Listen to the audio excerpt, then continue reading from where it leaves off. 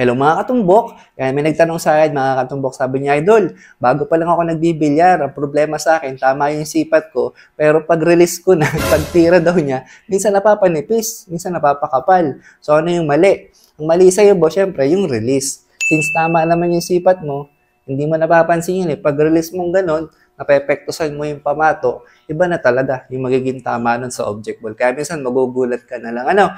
So ito po yung pwede mong gawin, boss, para ma-improve mo yung stroke mo. Tsaka para malaman mo kung ano yung mali.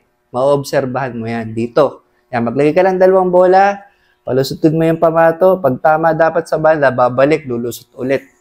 Okay, ito, pakita ko na lang sa iyo, boss.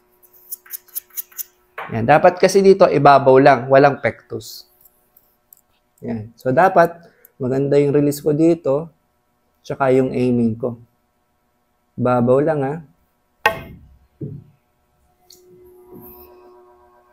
Yun. So, yan, practicein mo yan, boss. Pag nagagawa mo na yan ng paulit-ulit, ibig sabihin, boss, ang ganda na ng release mo.